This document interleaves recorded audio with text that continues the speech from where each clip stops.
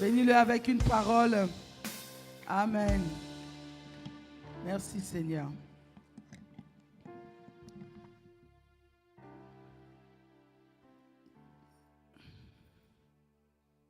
Il y a quelque chose qui insiste dans mon esprit et je pense qu'il faut que je le dise quand même si ça ne fait pas partie de mon message. C'est pendant qu'on honorait le Seigneur pour les grâces que nous avons d'avoir des parents merveilleux, il y a quelque chose qui est monté dans mon esprit. Il y a peut-être quelqu'un qui a besoin d'entendre ça ici. Vous savez, quand tu es sous un leadership, comment Dieu fonctionnait, il fonctionnait avec Israël, c'est qu'il y avait Aaron qui était oint. Aaron et Moïse, ils étaient oints, c'est eux qui avaient reçu l'huile sur leur tête. Et tu vas entendre David qui parle, il dit il est agréable, il est doux pour des frères de demeurer ensemble. C'est comme l'huile qui coule sur la tête d'Aaron et qui descend jusqu'au pan de sa robe. Et cette image-là est restée dans mon esprit. Il dit, l'huile coule. On ne dit pas l'huile est aspergée sur le peuple. Vous me suivez? On ne dit pas que l'huile est aspergée. Si vous trouvez le passage, vous pouvez le projeter. On ne dit pas que l'huile est aspergée sur le peuple. Mais on dit que l'huile est versée sur la tête d'Aaron et ça coule. Et ça coule jusqu'au pan de sa robe. Et on précise que ça coule jusqu'au pan de sa robe. On parle de robe. Pourquoi on parle de sa robe? On aurait pu dire que ça coule de sa tête jusqu'à ses pieds. Mais on dit que ça coule de la tête sur ses vêtements jusqu'au pan de sa robe. Pourquoi sa robe? Parce que la robe de Aaron était une robe particulière. Sur sa robe, sur les épaules ici, il y avait six tribus à gauche, 6 tribus à droite, sur ses pectoraux également. Donc les tribus d'Israël étaient littéralement mis sur ses vêtements comme pour démontrer le poids de la responsabilité que Aaron avait. Ça ne le quittait pas, c'était devant lui, c'était sur lui. C'était pour qu'il ne souvienne, il n'oublie pas qu'il est là pour porter le peuple. Il est là pour porter le peuple. Et Aaron est un sacrificateur. Le sacrificateur, c'est celui qui va dans la présence de Dieu en faveur du peuple. Vous me suivez toujours? C'est celui qui va vers Dieu en faveur du peuple. Donc quand il va vers Dieu, il n'entre pas pour ses propres besoins. Il va pour le besoin du peuple. Parce que ce peuple-là est tatoué sur son corps partout. Sur ses pectoraux et puis sur ses épaules. Donc quand l'huile coule sur sa tête, avant d'arriver au pan de sa robe, ça coule sur ses épaules, ça coule sur ses pectoraux et ça descend au niveau du pan de sa robe. Donc quand Aaron est oint, le peuple aussi est oint. L'huile coule, ça touche tout le peuple est oint. Donc si Aaron porte la robe, parce que sur sa robe, c'était des pierres, c'est des pierres qui représentaient les tribus. S'il y a une pierre qui se détache de la robe et qui tombe à côté, cette pierre-là ne sera pas ointe. Parce que l'huile coule de la tête, ça coule sur la robe et puis ça va au pan de la robe. Donc une pierre qui se détache est une pierre qui n'aura pas l'onction, qui n'aura pas l'huile, qui n'aura pas la protection. Une pierre qui se détache est une pierre qui est vulnérable. C'est une pierre qui va se perdre. Maintenant, imaginez un instant, on nous représente toujours comme un corps, ok? Quand la Bible parle de l'église, on dit que l'église est un corps. Donc sur le corps, tu as toutes les parties. Tu as les bras, tu as la poitrine, tu as les jambes, tu as les pieds, tu as les orteils. Donc si l'huile là vient de la tête et puis ça coule sur le corps pour aller toucher les orteils, il faut que ça passe par la poitrine, que ça passe par les cuisses. Ensuite, ça touche les genoux, ça passe sur les mollets. Par la suite, ça va toucher à l'orteil. Maintenant, si quelqu'un, parce que parmi nous, chacun est positionné sur le corps comme Dieu le veut. Donc, il y a des gens qui sont positionnés au niveau des doigts, il y a d'autres au niveau de la poitrine, d'autres au niveau du genou, d'autres au niveau du pied. Ok? Admettons que une personne se trouve au niveau du pied, au niveau de l'orteil, et puis il décide que lui, il veut le genou l'énerve. Vous voyez, le genou est fatigant, il l'énerve. Il ne supporte pas le genou. Mais par contre, lui, il aime la tête. Vraiment, avec la tête, il n'a pas de problème. Il se dit vraiment que la tête, là, non, la tête, elle est bien. Mais le genou me fatigue. Et puis, il décide que lui, il va juste quitter le pied, se mettre juste à côté. Comme ça, il va continuer à honorer la tête. Ça veut dire qu'il va continuer à s'identifier à la tête. Même s'il continue à s'identifier à la tête, en étant à côté, l'huile coule. Il passe par le genou avant d'arriver au pied. Est-ce que l'orteil qui se retrouve à côté va recevoir l'huile?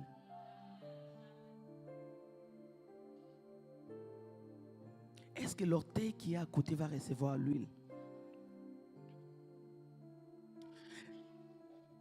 Il y a beaucoup de personnes qui passent à côté de leur grâce à cause d'un genou qui est défectueux. On ne demande pas que le genou soit parfait. Le genou doit rester seulement dans le corps. Si le genou est dans le corps, tu vas recevoir ton huile en tant qu'orteil.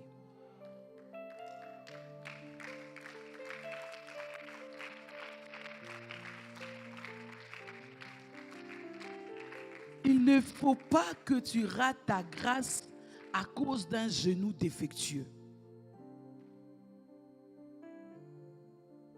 Il ne faut pas que tu rates ta grâce à cause d'un genou défectueux. Un genou qui ne fonctionne pas, même si tu décides que tu vas plutôt regarder à la tête, ne te détache pas du corps. Reste là. Parce que tu le veuilles ou pas, le genou, il n'est pas parti. Si le genou part et que toi, tu restes, gloire à Dieu. Mais si toi, tu pars, le genou reste, le genou va recevoir l'onction. Toi, tu seras asséché.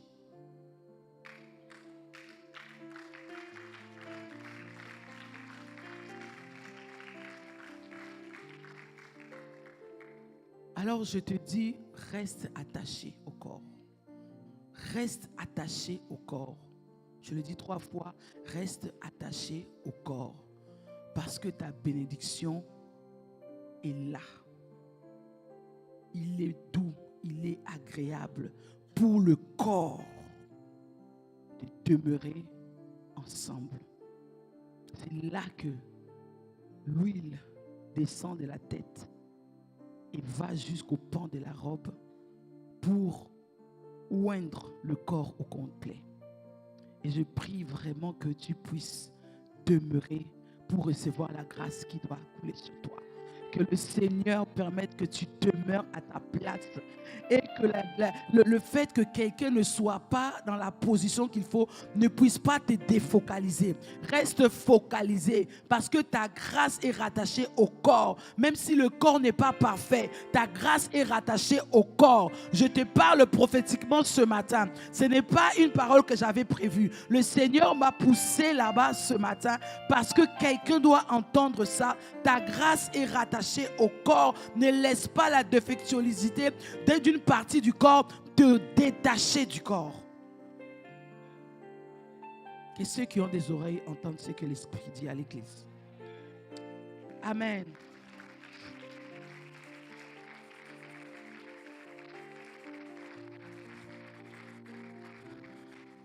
Alors ce matin, j'ai un message à partager avec vous. On va méditer ensemble. On va vraiment faire de la méditation de la parole ce matin. Et le thème du message que le Seigneur m'a mis à cœur, c'est être disciple pour manifester Christ. Est-ce que vous êtes d'accord avec le thème?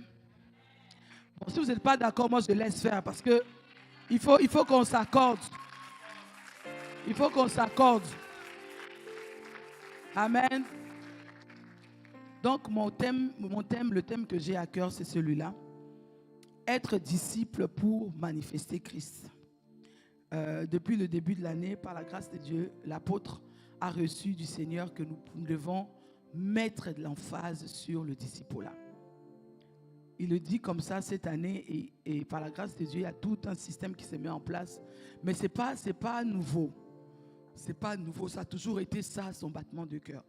Il a toujours désiré que l'église se construise vraiment comme une église de disciples. Et ce n'est pas un désir qu'il a trouvé quelque part dans la rue. Il a été impacté juste par Jésus lui-même. Parce que Jésus, avant de partir, il a dit « Allez et faites des nations des disciples ». Donc, il a donné la dimension finale qu'il veut pour les nations. Avant de faire d'eux des disciples, on fait d'eux d'abord des enfants de Dieu. Donc, on leur annonce l'évangile. Ils reçoivent le Seigneur dans leur vie. Ensuite, on doit maintenant travailler avec eux pour faire d'eux des disciples. Amen. Faire des disciples, ce n'est pas seulement annoncer l'évangile, mais c'est ceux à qui on a annoncé l'évangile qui peuvent maintenant être portés pour ensuite devenir des disciples. Et quand on donne notre vie à Christ, l'objectif final, justement, c'est que nous puissions le manifester par la suite. Que nous puissions manifester ce Christ-là. Que puisqu'aujourd'hui, Jésus, il n'est plus physiquement sur terre, ça prend des représentants légaux, des représentants qui manifestent réellement la même façon de vivre que lui, qui ont le même caractère que lui, des représentants qui lui ressemblent, qui sont comme lui, qui vont pouvoir le manifester pour que le monde n'oublie pas, parce que le monde oublie vite. Le monde, très rapidement, ils vont te mettre dans les archives. Et puis de temps en temps, on va sortir ton nom pour dire « Oh, il a vécu un moment, une telle personne et tout. » Et puis on parle de toi au passé. Jésus, il ne veut pas être conjugué au passé. Il est le même hier, aujourd'hui, éternellement. Le temps ne peut pas affecter sa présence. Il est là, il est permanemment présent. Donc la permanence de sa présence doit être portée par quelqu'un. Et tu es cette personne-là que Dieu a choisie pour être celle qui va manifester son caractère, sa présence, son autorité et qui va continuer à porter son héritage jusqu'à ce qu'il revienne. Dis à ton voisin, je suis cette personne. Dis-le plus fort. Alors je lis dans Jean 12, au verset 23 jusqu'à 25. Celui-ci leur répondit, l'heure est venue où le Fils de l'homme va entrer dans sa gloire. Vraiment, je vous l'assure, si le grain de blé que l'on a jeté en terre ne meurt pas, il reste un grain unique. Mais s'il meurt, il porte du fruit en abondance. Celui qui s'attache à sa propre vie la perdra. Mais celui qui fait un peu de cas de sa vie, qui fait peu cas de sa vie, de sa vie en ce monde, la gardera pour la vie éternelle. Dans ce passage, pourquoi je le prends? Parce que c'est un passage qui nous montre un peu le chemin. Comment tu fais pour que tu gardes ta vie jusqu'à la vie éternelle. Déjà pour que tu sois comme le modèle. Pour que tu manifestes Christ. Parce que le discipulat, c'est très important qu'on puisse le mettre dans son contexte réel. Le discipulat, quand on dit être disciple, ce n'est pas être disciple d'un individu. C'est être disciple de Christ. Vous me suivez?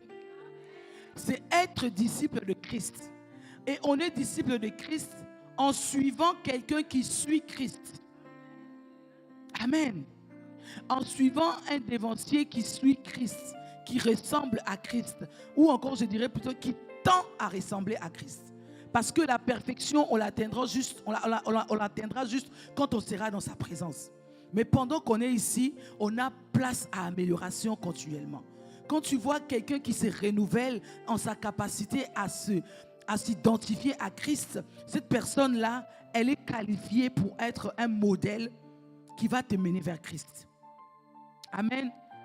Donc ici, on voit Jésus qui parle à ses disciples et puis il leur explique un peu que si un grain de blé ne meurt, il restera seul. Un grain de blé, c'est comme il parle vraiment de la dimension de la sémence. Il dit, si tu as un grain de blé, qui est une sémence qui a de la vie à l'intérieur, si ce grain de blé-là n'est pas mis en terre, si on ne le sème pas, parce que quand on sème un grain, une graine, avant qu'elle ne puisse bourgeonner, elle doit d'abord mourir. Il y a le poids du sol qui l'étouffe, qui étouffe le grain. Et puis le grain s'éclate, il meurt. Et c'est quand il s'éclate maintenant qu'il y a la vie qui est à l'intérieur va commencer à pousser. Même pour pousser, c'est dur parce qu'il y a le sol qui est au-dessus. Donc la vie va se battre avec la mort qui est imposée par le sol jusqu'à ce qu'à un moment donné, la vie va triompher de la mort. Comme tout à l'heure, la lumière a triomphé du ténèbre. Amen. Amen. Donc Jésus dit que c'est de cette manière-là qu'on arrive à se reproduire. Lui-même, il est venu, la reproduction ultime qu'il a eu à faire, c'est celle qui s'est accomplie à la croix. Avant d'aller à la croix, il avait déjà commencé à se multiplier au travers de ses disciples. Amen.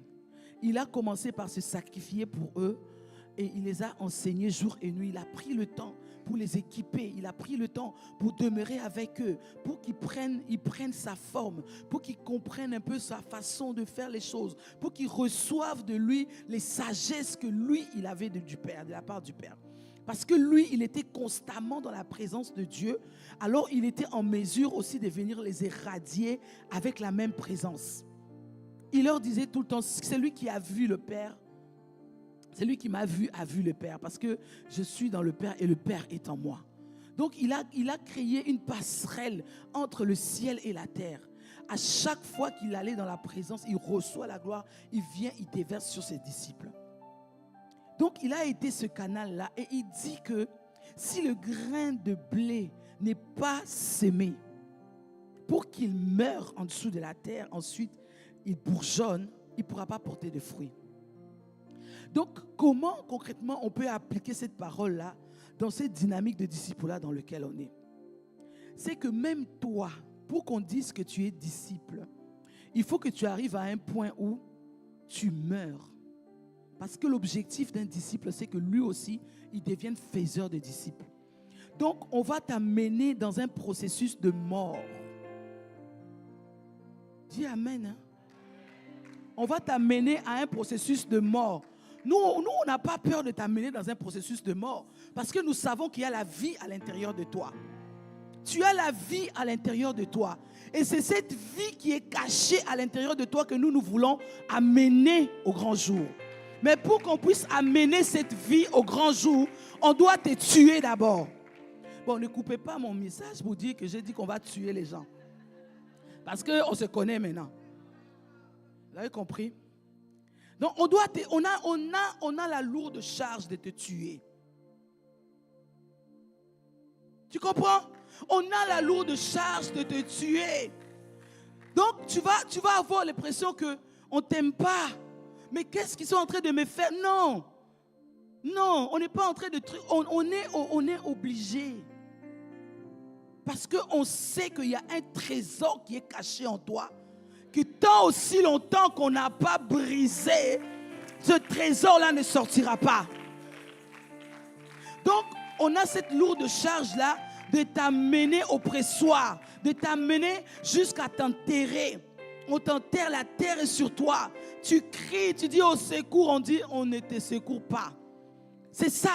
Jésus, quand il était à Gethsémani, il a dit, Père, si cette coupe peut m'être ôtée, toutefois, pas ma volonté, mais ta volonté. Donc, à chaque fois que tu vas nous dire, est-ce que vous pouvez m'ôter cette coupe? Tu es mieux de dire, toutefois, pas ma volonté, mais ta volonté. Parce que même si tu ne dis pas ça, on n'ôtera pas la coupe. On va la maintenir. Parce que nous savons ce qui doit sortir au bout.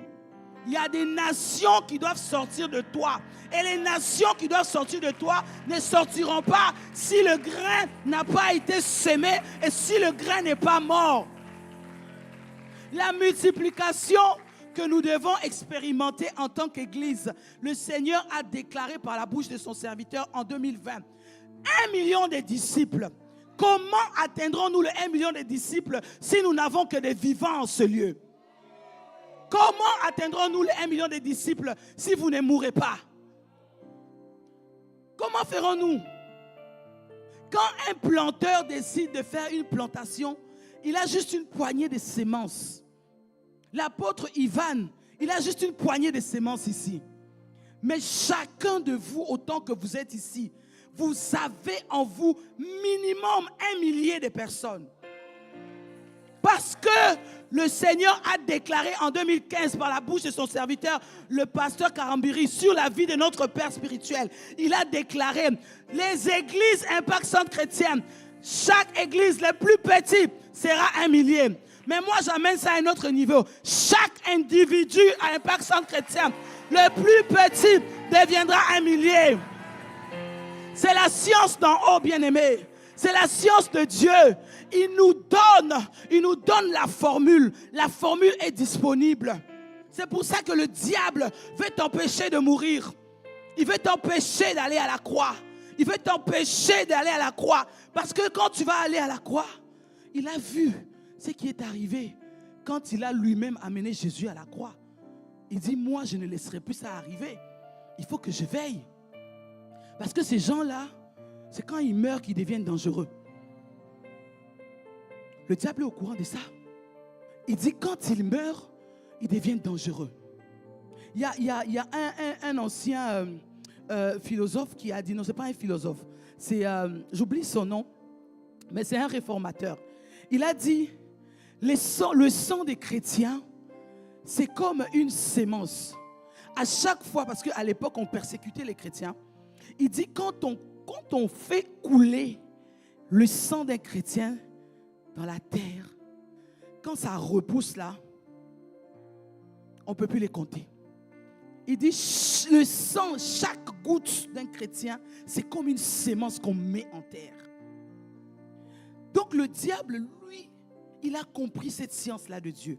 Le diable, tu ne lui refais pas la même chose deux fois. Il remarque, il change les stratégies.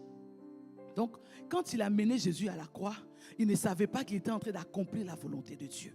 Il ne savait pas. Quand il a vu tous les troubles que Jésus a causés en enfer, quand Jésus est parti en enfer, parce que Jésus est allé en enfer pour aller récupérer les clés avant de remonter, pour venir, pour ressusciter. Il est allé, il a sorti ceux qui étaient en bas, il est monté avec eux. Parce que la Bible dit dans Matthieu que les morts ont ressuscité ce jour-là. Il est allé les sortir. Le diable a dit, mais c'est quoi ça? C'est quoi ça?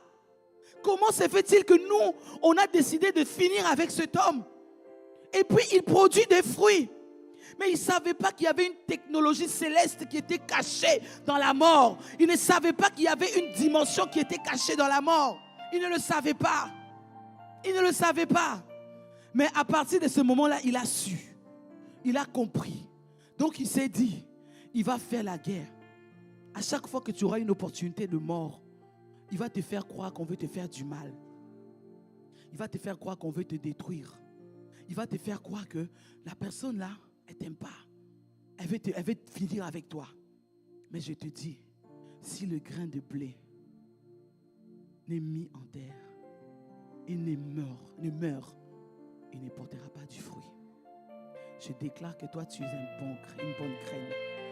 Tu es la bonne graine sur laquelle le Seigneur compte ici en Normandie. Et par toi, par ta mort,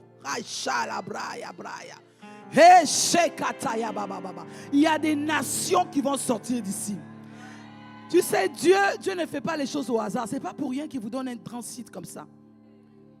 Parce que la dimension du territoire détermine la dimension du peuple qui doit la remplir.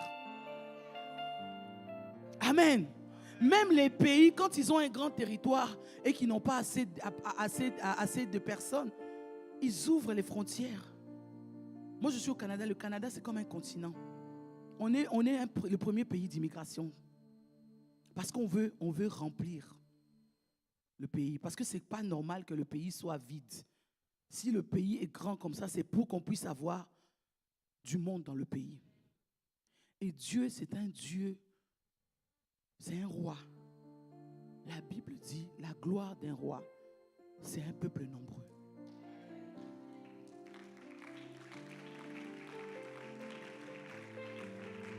Donc, le disciple-là, c'est le chemin vers la multiplication.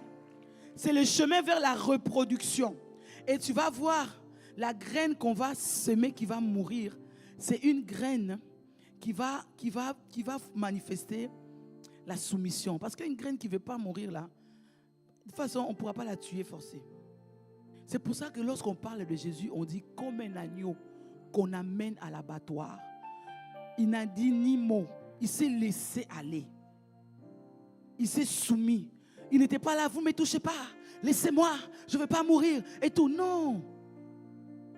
L'obéissance qui a accompagné son attitude a fait que sa sémence a été tellement puissante.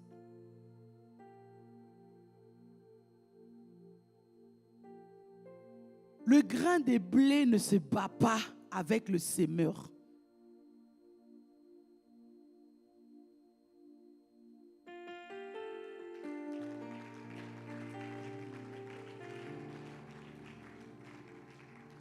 Le grain de blé se laisse porter pour être semé. Et il doit mourir. J'ai dit, il doit mourir.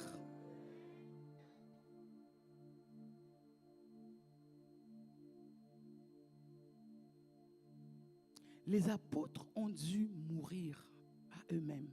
Et quand je dis mourir, c'est mourir. Je vais juste expliquer parce que quelqu'un est là, il s'est dit, mais je vais bien, mais c'est quelle mort? Je ne suis pas venu avec un esprit de mort ici. Dites Amen. Je suis venu avec l'esprit de vie. Parce que Jésus même, il a dit, je suis la résurrection et la vie. Mais il est allé mourir à la croix. C'est parce que la vie qui est en toi, tant que tu n'es pas mort, ça ne va pas sortir.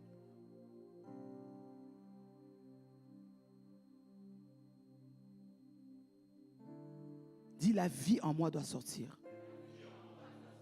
Redis-les encore. Redis-les une dernière fois. Quand on parle de mort, c'est la mort à ses propres projets. C'est la mort à ses propres plans. C'est comme ça que le diable a trouvé une solution pour nous écarter de la mort. C'est qu'il nous a imposé un fonctionnement qui nous pousse à rechercher notre intérêt.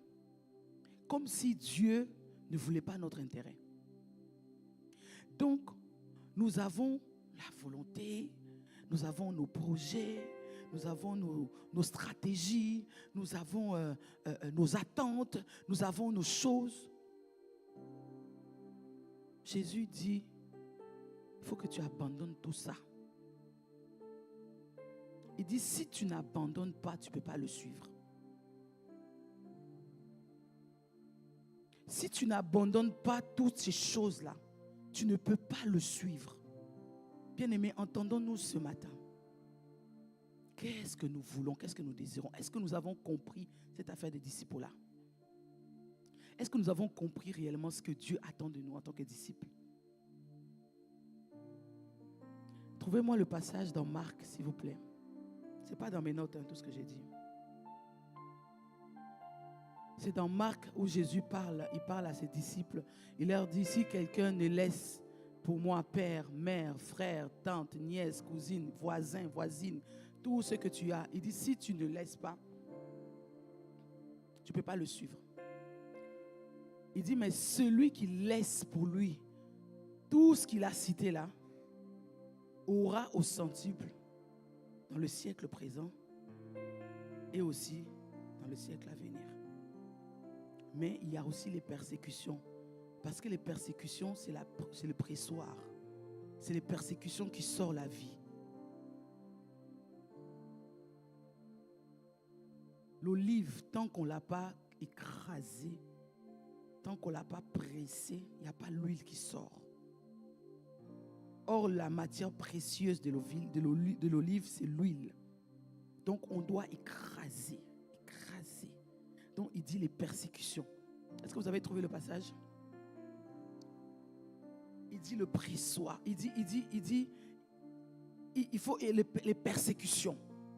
Les persécutions, ça fait ça. C'est ça c'est bon pour toi. C'est bon pour toi. C'est juste ici, hein. Ici, vous ne voulez pas mourir. Il a aussi dit, c'est lui qui perdra sa vie pour moi, la retrouvera. Mais c'est lui qui ne veut pas la perdre, la perdra vraiment.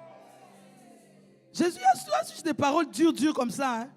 Je ne sais même pas pourquoi nous les chrétiens, on veut maintenant doux. Jésus n'était pas comme ça. Hein.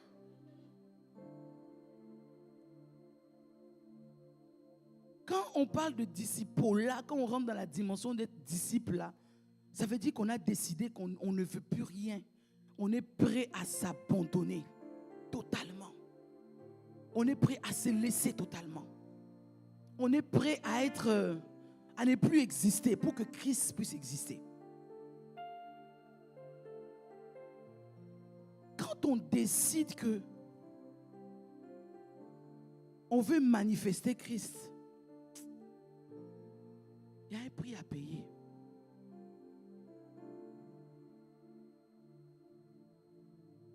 Au fait, le pas, ce que toi tu as à faire là, je t'assure, hein, c'est vraiment d'accepter.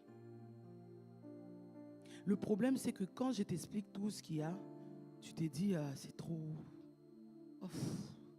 ça ne me tente pas, je ne pense pas. Parce que tu penses que tu vas le faire par tes propres forces. Si tu dois le faire par tes propres forces, le Saint-Esprit est venu faire quoi dans ta vie?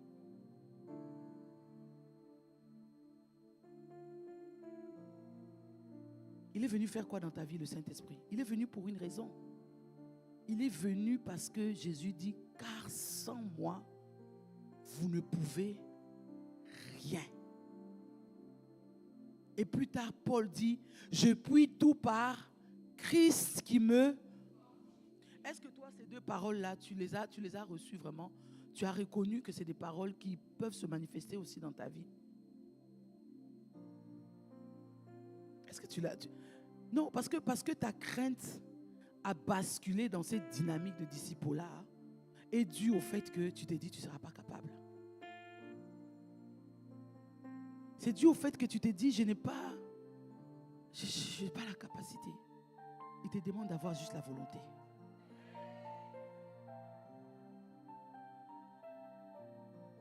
Il te demande d'avoir juste la volonté.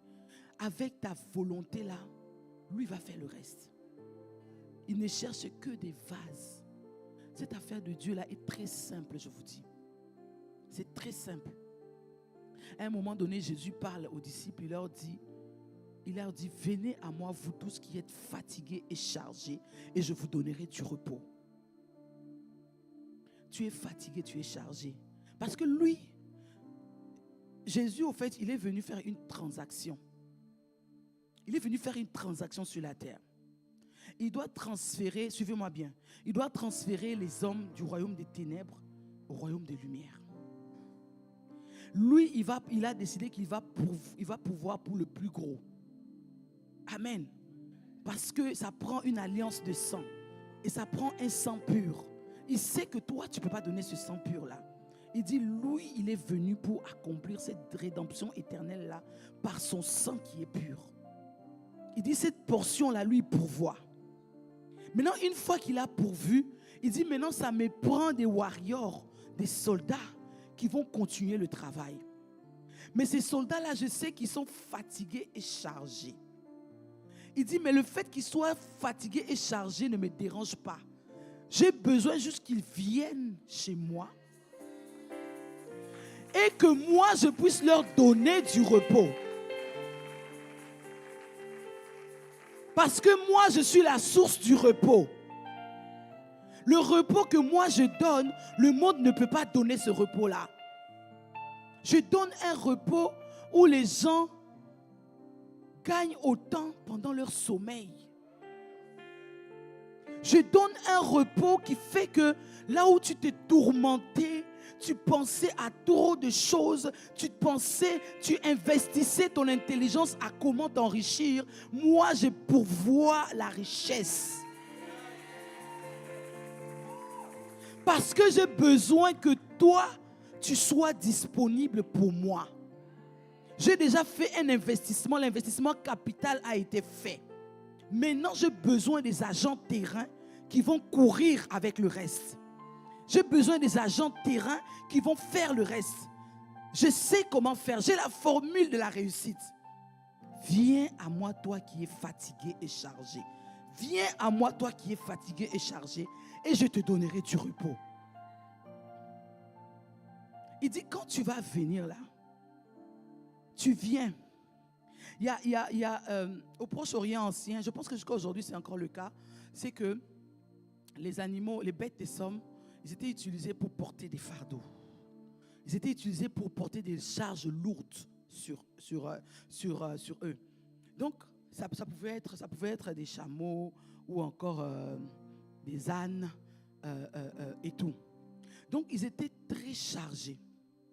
Le pasteur Célestin, mon mari, il dit, lui, il voit Jésus qui est assis et puis il voit un chameau qui passe et qui est chargé, qui a beaucoup de... Parce que je n'ai pas une image, je vous aurais montré. Et puis tu vois que l'animal est courbé. Au pays, chez nous, d'où je viens, je ne veux pas dire le nom du pays, pour ne pas offusquer l'orgueil de certains. Quand un camion vient du village avec des sacs de nourriture, mais tu as pitié du camion. Ça veut dire qu'on a chargé le camion. Il penche comme ça. Mais tu sens que le chauffeur à l'intérieur, il est serein. Il n'est pas inquiet. Lui, tout ce qu'il veut, c'est que sa marchandise arrive. C'est-à-dire le camion souffre. Le camion est chargé et fatigué. C'est l'état de plusieurs hommes, de plusieurs personnes. Ils sont chargés et fatigués parce que le diable les a chargés comme des bêtes de somme. Il les a chargés. Et tu es chargé comme ça. C'est pour ça que quand on te parle des disciples là, tu te dis, mais comment je vais le faire? Je ne peux pas. Je ne peux pas. Tu regardes ton état, tu dis, mais non, je ne peux pas, c'est compliqué. Jésus dit, la capacité, c'est moi qui pourvois. Viens avec ta volonté. Viens vers moi, toi qui es chargé et fatigué. Viens vers moi, toi qui es chargé et fatigué. Approche-toi, parce que moi, j'ai besoin de toi comme agent terrain. J'ai besoin de toi. Il dit, je te donnerai du repos. Il dit, comment il donne le repos là? Il explique. Il dit, parce que sur toi là, tu as un fardeau, n'est-ce pas? Il dit qu'il va ôter ce fardeau là. Mais il ne va pas te laisser libre en fait. Ok? Il ne va pas te laisser libre. Il va prendre un autre fardeau. Lui, son fardeau à lui. Amen. Il dit, car mon fardeau est léger et mon joug est doux. Est-ce que vous faites la différence entre le fardeau et le joug? Est-ce que vous comprenez la différence entre les deux? Le joug, c'est un appareillage qu'on mettait au niveau des animaux, des bêtes des sommes, au niveau du cou. Et puis le maître va être soit au-dessus de l'animal. Et puis il va conduire l'animal avec le joug, avec le joug en main. Donc, quand il pousse, et puis c'est en fer forgé ou encore en bois lourd. Parce que l'idée, c'est que quand il bouge par là, ça fait mal à l'animal. Donc, à cause de la douleur, il est obligé de tourner. Donc tu vois que c'est le maître qui est au-dessus, qui dirige l'animal. Donc actuellement, toi aussi, tu as un maître qui a déposé des fardeaux sur toi. Et il est en train de te diriger. Tu as un joug au niveau du cou et tu as un fardeau au niveau du dos. Et le maître là, qu'est-ce qu'il fait? Il est en train de te diriger. Quand il pèse ici, tu dis, ah, il y a une facture, je dois aller travailler. Quand il pèse ici, ah, il y a une autre facture, je dois aller travailler. Lui, il est au-dessus et puis il est en train de te diriger comme ça. Parce que c'est lui qui est le maître. Un méchant maître qui t'utilise selon lui ses besoins.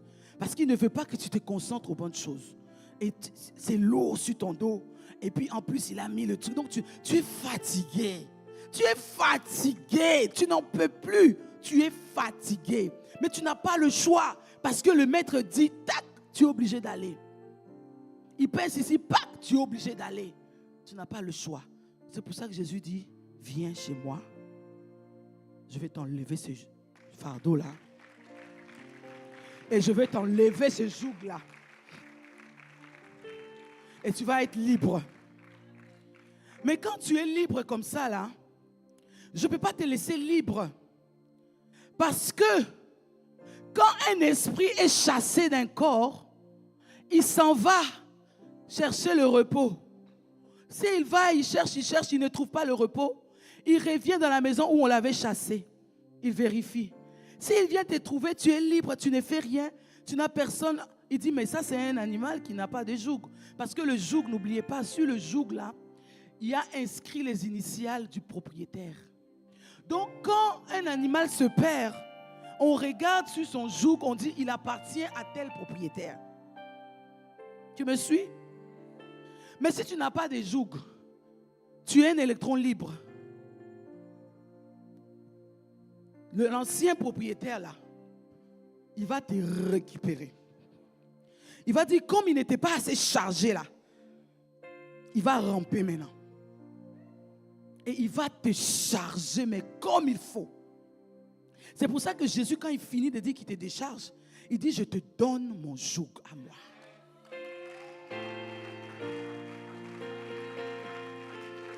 Ouais. Il dit, je te donne mon joug à moi maintenant. Ça veut dire que maintenant, celui qui va te conduire, qui va te diriger, c'est moi. C'est lui qui va te dire, va à gauche, va à droite, c'est moi. Il dit, car mon joug est doux. Moi, mon joug n'est pas en fer. Mon joug n'est pas en bois. Mon joug est en coton. C'est comme un foulard, c'est comme le cachemire dans ton cou. Ça veut dire que quand tu l'as, tu es bien. Tu es très bien. Tu ne souffres pas. Et je vais prendre maintenant mon fardeau. Je vais mettre sur toi. Il dit, mon fardeau est léger. Mon fardeau est léger comme une plume. Tu as mon fardeau sur toi et tu as mon joug sur toi. Quand tu sors, quand on te voit, on sait que tu appartiens à quelqu'un. On sait que tu appartiens à quelqu'un. Parce que sur mon joug, c'est écrit Christ. C'est écrit appartient à Jésus. C'est écrit fils de Dieu. C'est écrit disciple de Christ. Propriété privée. Et il dit, tant que tu as mon joug sur le dos, tu as mon fardeau sur le dos et mon joug au niveau de ton cou, tu es correct. Il n'y a pas quelqu'un qui peut venir. C'est pour ça que quand l'esprit là est parti, vous vous souvenez de l'esprit qui court là? Quand il revient, s'il vient, il regarde, il dit, oh, il y a un autre joug, je repars. Il repart. Il repart. Maintenant, quand je te parle des disciples là, c'est ça le fardeau de Dieu.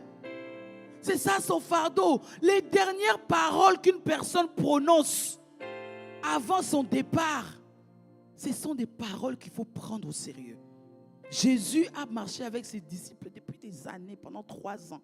Quand il partait, il a pris le soin de leur dire, faites de toutes les nations les disciples.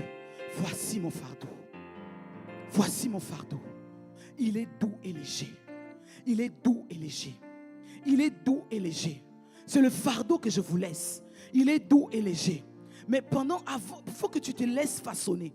Il faut que tu te laisses maler, que tu te laisses transformer, que tu sois capable de soutenir cette responsabilité, de porter ce projet. Parce que c'est le projet que je veux pour toi. Tu te poses la question, c'est quoi ta destinée? Ta destinée, c'est gagner des âmes. Tu te demandes, c'est quoi que tu dois faire? Moi, je te dis, ta destinée, c'est gagner des âmes. Ta destinée, c'est pas autre chose. Arrête de chercher ta destinée loin. Il t'a déjà dit, c'est quoi ta destinée? Pendant que tu gagnes des âmes, lui se charge du reste. Voilà pourquoi il te dit, cherchez premièrement le royaume de Dieu et sa justice. Et toutes ces choses qui te poussent à être esclave, là où le diable veut t'utiliser pour te perdre de ta destinée, pour te sortir du projet de Dieu. Il dit, toutes ces choses-là, moi j'ai pourvu pour ça déjà. Tu ne manqueras pas. Je dis, tu ne manqueras pas. Tu ne manqueras pas. Tu ne manqueras pas.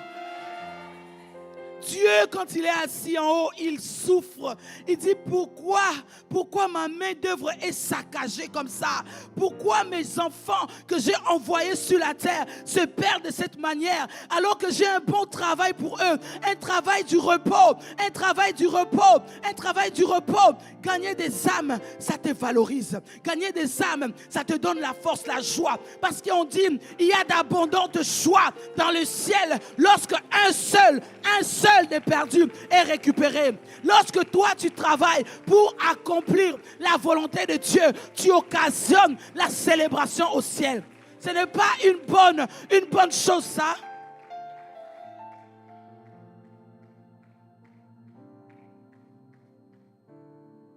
Jésus a besoin de toi.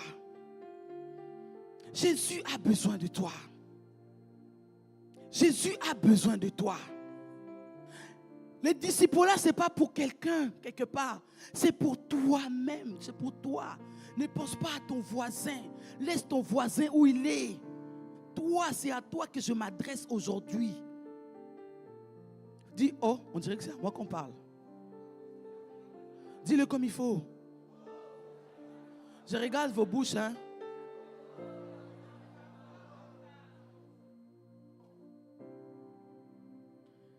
Le disciple-là n'est pas destiné à une catégorie de personnes. Dès que tu as donné ta vie à Jésus, automatiquement tu dois entrer dans un processus de disciple-là. Automatiquement. Sinon tu seras phagocyté. Sinon tu seras avalé.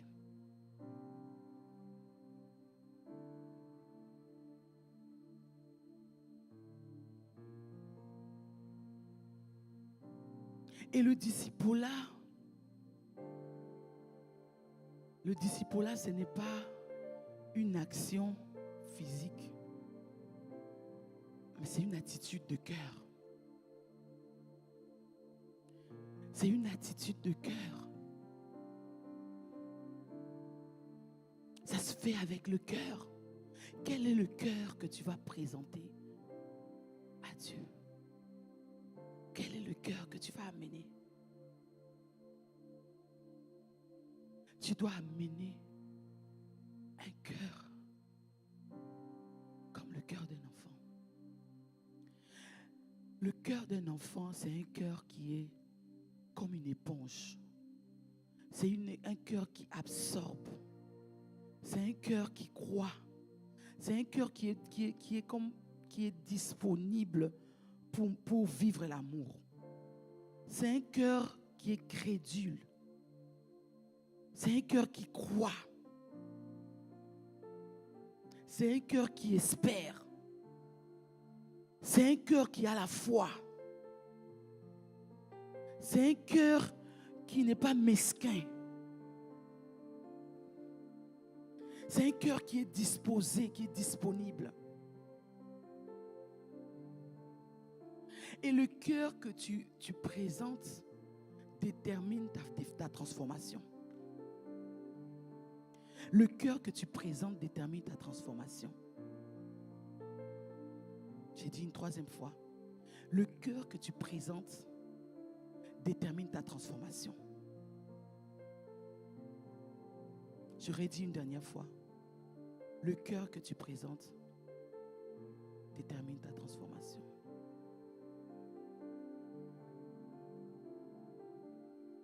Tu connais la parabole du sémeur. La parabole du sémeur,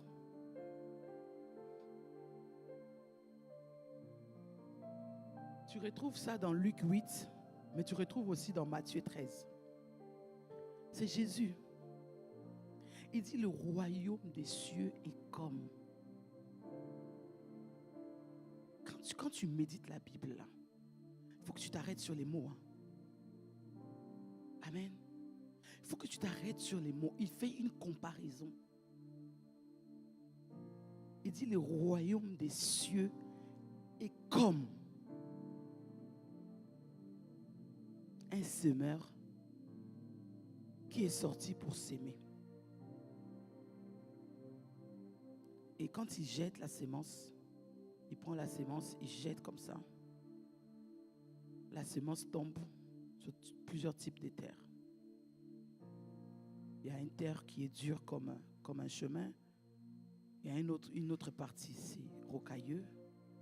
Une autre partie où il y a des épines.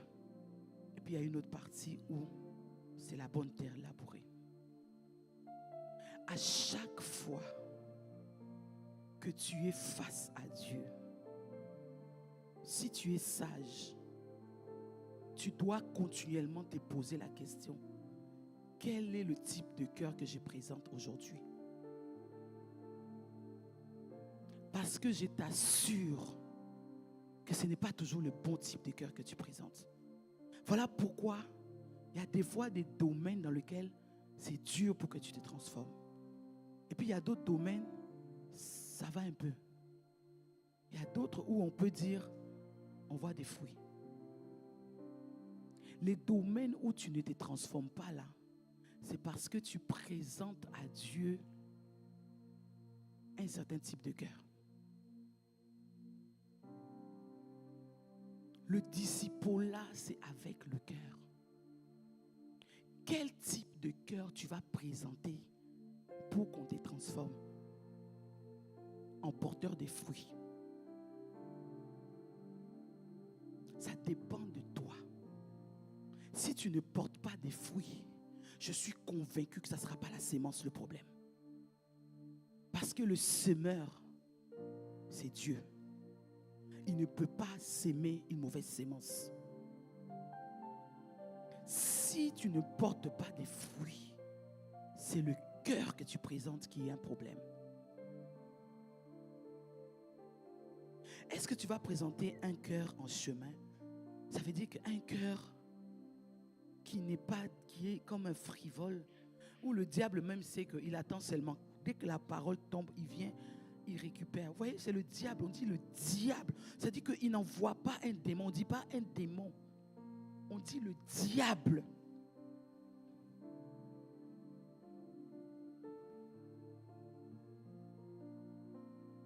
Vous donc écoutez ce que signifie la parabole du semeur.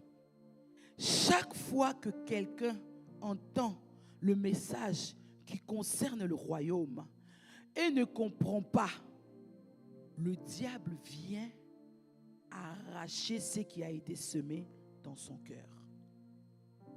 Ça, c'est le cœur qui est dur, là, comme le chemin. Et quand tu lis, il dit tel est celui qui a reçu la sémence au bord du chemin. De peur qu'il ne croie et soit sauvé. Ça, c'est ce que Luc dit. Quand tu lis la même chose dans Luc 8, 12, lui, il finit en disant de peur qu'il ne croie et soit sauvé. Ça veut dire que ça, c'est vraiment des personnes. Luc a parlé de l'évangile, mais toi, ça peut être dans un domaine de ta vie. Il y a un domaine là, quand on prêche dessus, la parole se bute à un chemin. Et la parole n'arrive pas à traverser pour aller créer une transformation à l'intérieur. Le diable vient, il passe, c'est en surface, donc il récupère seulement la parole. Et puis tu restes tel quel. Tu n'es pas transformé dans ce domaine-là. Ensuite, le deuxième, il dit, puis il y a celui qui reçoit la sémence sur le sol rocailleux. Quand il entend la parole, il accepte aussitôt avec joie. Mais il ne laisse pas prendre racine en lui, car il est inconstant. Que surviennent des difficultés ou des persécutions à cause de la parole, le voilà qui abandonne tout. Et quand on parle des persécutions et des difficultés, ça peut être les symptômes d'une maladie qui reviennent. Ça peut être des voix que tu entends dans ta tête. Ça peut être des personnes même qui viennent te dire le contraire, qui viennent te présenter un visage bizarre par rapport à tes responsables, tes pasteurs. Quelqu'un peut faire des vidéos sur les réseaux sociaux et mal parler. Comme la parole n'avait pas été enracinée en toi, parce que à l'intérieur déjà tu avais des tumultes. Ça veut dire que tu n'avais pas pris le temps de défricher, d'enlever les pierres. Les pierres là, ce sont des paroles négatives que tu as entendues autrefois. Les pierres, ça peut être l'état de ton âme que tu n'as pas pris le temps de restaurer. Les pierres, ça peut être beaucoup de choses que tu as laissées à l'intérieur de toi. Donc, ça fait que la parole vient, tu reçois, tu es content, tu dis vraiment, cette parole-là est bien. Mais dès qu'il y a juste quelqu'un qui passe par là pour dire, Dieu a-t-il réellement dit? Oh, tu es automatiquement ébranlé. Et la puissance de la parole que tu avais reçue avec empressement s'arrête là. Parce que tu n'as pas préparé ton cœur. Bien aimé, le disciple-là est une affaire de cœur. C'est une affaire de cœur.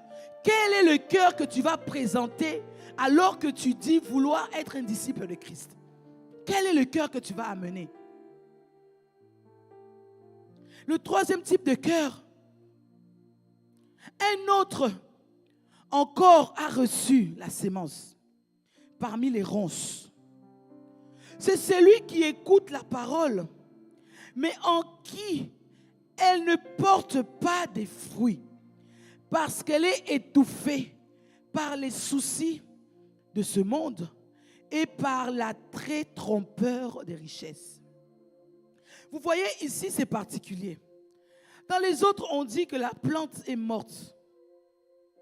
Mais ici, on dit, elle ne porte pas des fruits. Ça veut dire qu'il y a quand même un arbre là. Vous comprenez?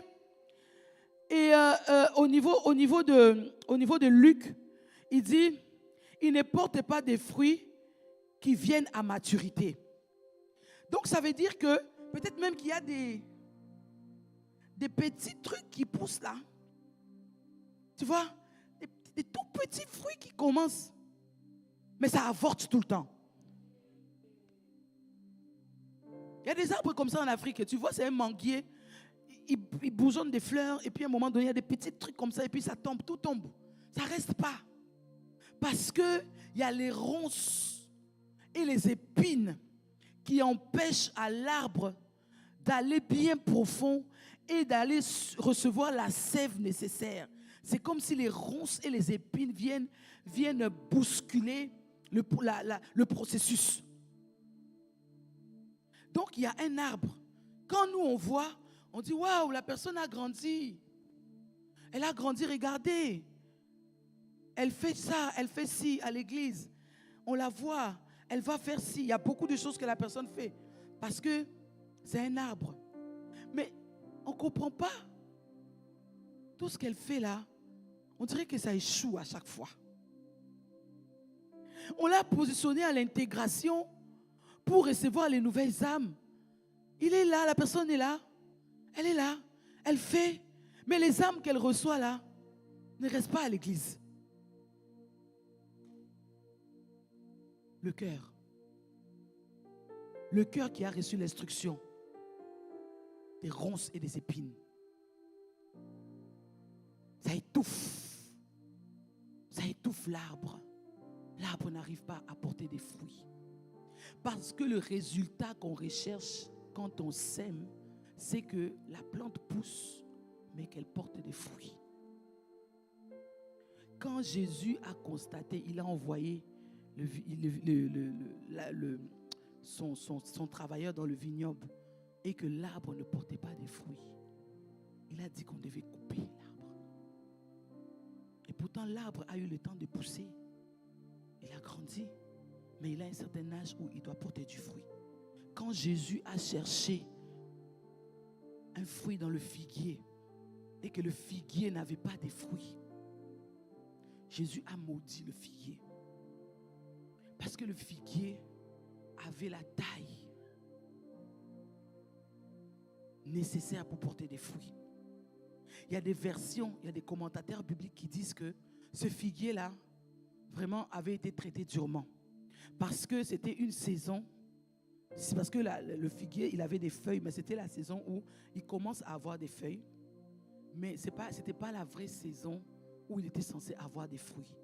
Mais sauf que le fait qu'il ait des feuilles, ça a envoyé un message à Jésus que c'est des figuiers qui peuvent porter du fruit hors saison.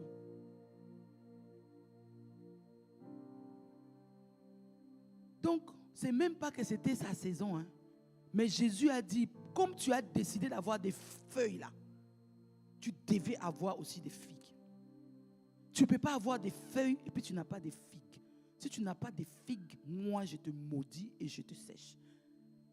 Jésus, quand il s'agissait des plantes, quand il va donner des exemples par rapport aux plantes, il va toujours rechercher les fruits. Il dit un arbre même qui porte déjà des fruits et puis il émonde en plus. Il dit je vais émonder encore, je vais couper encore pour que ça porte davantage des fruits. Un disciple qui présente un cœur épineux, c'est un disciple qui ne va pas porter des fruits. Alors que toi et moi, nous savons que l'objectif de cette affaire-là, c'est gagner des âmes. Maintenant, si toi, là, tu amènes un cœur épineux, ça ne sert à rien à Jésus. Hein? Ça ne lui sert à rien. Il dit un arbre comme ça, il doit le couper. Il doit le couper. Dans un autre passage, il a plaidé pour qu'on puisse donner encore une année de plus. Mais après l'année de plus, là, l'idée, et puis quand vous lisez ce passage-là, il dit aux vignerons de creuser autour de l'arbre, comme s'il voulait qu'on puisse aller enlever ce qui empêche à l'arbre de produire du fruit. Donc, peut-être que tu as présenté jusque-là un cœur bizarre. Tu as 1 an encore pour aller enlever ce qui t'empêche de porter du fruit. Il faut défricher. Il faut défricher. Mais il faut défricher. Ce n'est pas 1 an, on attend que l'année passe et puis l'année suivante, on va continuer. Non, il y a quelque chose à faire. C'est pour ça qu'hier, j'avais rencontré un groupe de filles. Je disais, si ton âme n'est pas bien là, ne nous fatigue pas, quoi. Si ton âme n'est pas bien, retire-toi. Va enfin qu'on t'aide à traiter ton âme. L'âme là, si ce n'est pas restauré, c'est un cœur pourri que tu vas présenter à Dieu. Ça va nous perdre le temps. On va arroser. On arrose alors qu'il y a les ronces et les épines en dessous. Les ronces et les épines doivent être ôtées pour que l'arbre s'épanouisse et que lorsqu'on arrose l'arbre, l'arbre porte des fruits.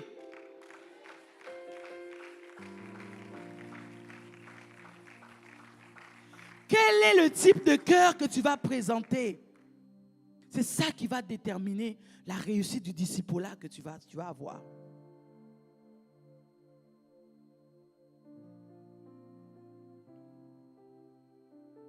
Jésus a porté tellement de fruits. Toi aussi, tu dois porter des fruits. Il a dit, vous ferez des choses grandes, vous en ferez même des plus grandes que moi. Parce que les rues où Jésus a marché là, il n'a pas courtoyé beaucoup de gens. Toi aujourd'hui, tu as même les réseaux sociaux. Même quand tu vas, même tu dis des bêtises, même les gens te suivent. Imagine-toi quand tu vas mettre un peu de sérieux dans ton affaire. Combien de gens tu vas impacter en étant un disciple accompli de Jésus, en étant un véritable porteur de vie, porteur de la grâce de Dieu. en étant un véritable instrument, outil entre les mains de Jésus, de Dieu.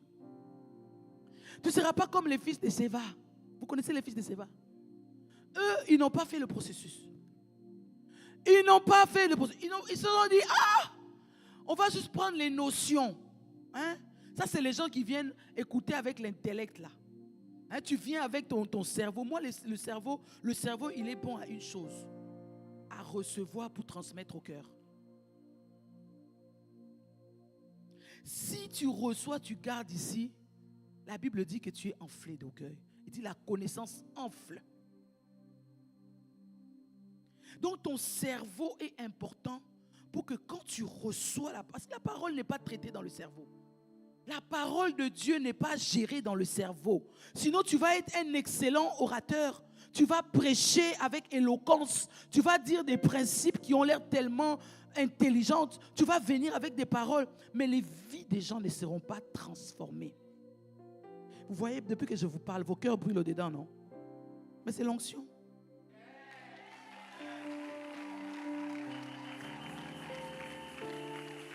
Parce que je ne vous parle pas de mon cerveau. Je vous parle de ce qui vient de l'intérieur. Parce que c'est à l'intérieur que la parole doit aller courtoyer l'esprit. La parole ne courtoie pas l'esprit dans la tête. Ça ne courtoie pas l'esprit dans la tête. La parole ne courtoie pas l'esprit dans le cerveau. Tu reçois la parole par le cerveau. Ensuite, tu dis, Seigneur, que cette parole descende pour aller connecter à l'esprit. Parce que la parole sans l'esprit, c'est la lettre. La lettre est tue. C'est l'esprit qui vivifie. Amen. Et si tu n'amènes pas la parole à rencontrer l'esprit en toi, l'esprit ne peut rien faire sans la parole. La Bible déclare qu'au commencement, l'esprit de Dieu s'est mouvé sur les eaux. L'esprit de Dieu s'est mouvé seulement. L'esprit s'est mouvé, il s'est mouvé. Il s'est mouvé comme ça, sur les eaux. L'esprit était là. Mais pendant que l'esprit était là, il y avait le tohu-bohu. Il y avait le désordre. Il y avait le tohu-bohu. Il y avait les fracas. Mais l'esprit était là. Et à un moment donné, on dit, et Dieu,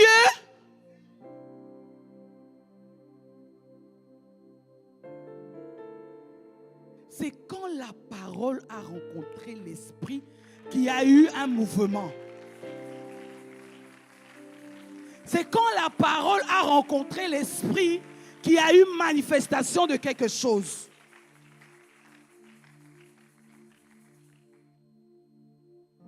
Il y a eu un temps où l'esprit n'agissait plus trop sur la terre. Les pharisiens étaient là. Ils avaient la Torah entre les mains. Ils avaient la parole entre les mains. Ils avaient les lois de Moïse. Ils avaient ça. Ils utilisaient ça à tout bout de champ. Telle affaire. On sanctionnait les gens. Il n'y avait pas l'esprit. Il n'y avait pas l'esprit. Et c'était la mort qui régnait. C'était la mort. Il n'y avait pas la vie.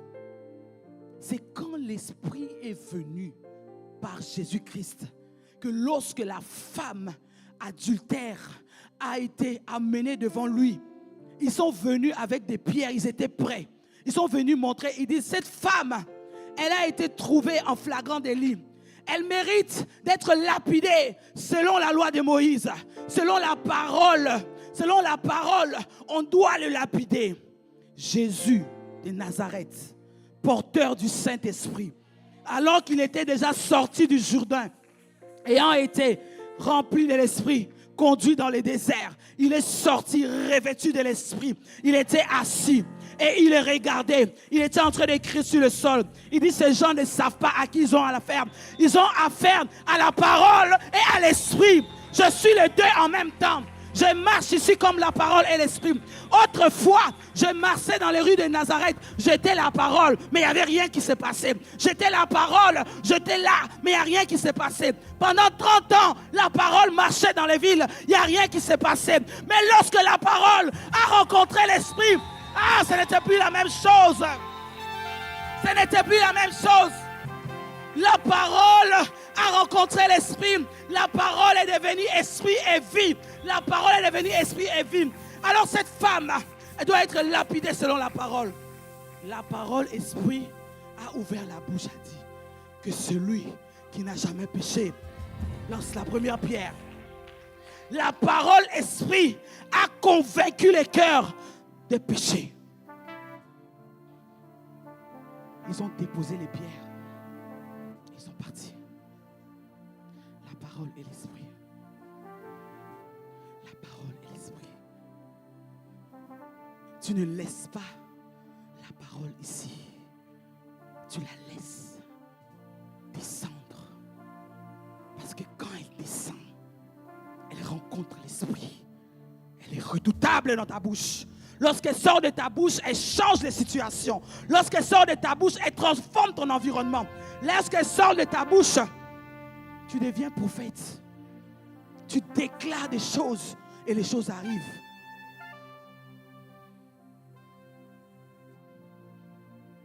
Laisse la parole descendre. L'Esprit de Dieu est en toi. Laisse la parole descendre, rencontrer l'Esprit. Laisse la parole descendre. C'est alors que tu seras réellement transformé. C'est alors que tu porteras des véritables fruits. Jésus a commencé à porter des fruits lorsque la parole a rencontré l'Esprit. Lorsque la parole a rencontré l'Esprit. C'est pour ça qu'il a dit à ses disciples, ne partez pas trop vite. Ne partez pas trop vite. Vous devez porter des fruits. Si vous partez sans l'Esprit, vous ne porterez pas des fruits.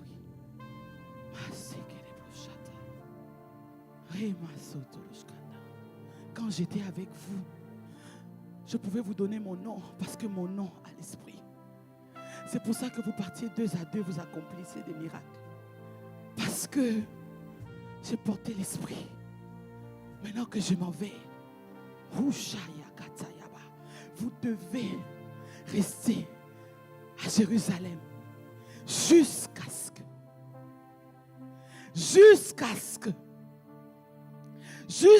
que l'Esprit vienne à vous remplir. Lorsque l'Esprit va vous remplir, c'est alors que vous serez mes témoins. C'est alors que vous serez mes témoins. C'est alors que vous serez mes témoins. Si tu ne laisses pas l'Esprit te remplir, il te sera difficile d'être un témoin. Les fils de Séva ont essayé. Ils se sont fait frapper. Alors, est-ce que tu es en ce lieu? Et jusqu'à aujourd'hui, tu pensais que cette affaire de Jésus est une affaire intellectuelle. Tu pensais que parce que tu es intelligent à l'école, ça suffit pour que tu vives la vie de l'esprit. Est-ce que jusqu'à aujourd'hui, tu essayais d'analyser la parole avec tes connaissances? Je viens t'interpeller. Le disciple-là, c'est une affaire de cœur. Tu reçois la parole par ton cerveau. Tu le laisses aller dans ton cœur. Là où l'esprit n'est pas étouffé par les ronces et les épines. Parce qu'un arbre qui ne porte pas des fruits à cause des ronces et des épines, c'est la sève à l'intérieur qui est troublée. C'est la sève de l'arbre qui n'arrive pas à monter comme il faut parce que les racines, c'est par là que la plante va chercher les nutriments nécessaires pour donner la force à la sève. Et c'est la sève qui monte dans l'arbre maintenant qui donne aux branches la capacité de porter du fruit. Lorsque les épines empêchent la sève de monter, c'est alors que toi, tu as des choses dans ton cœur que tu laisses et tu empêches à la parole de te transformer et de porter un fruit. Lève-toi ce matin. Mets-toi debout ce matin. Lève-toi ce matin. Mashallah. Eh, basa libra kataya. Ibo shaka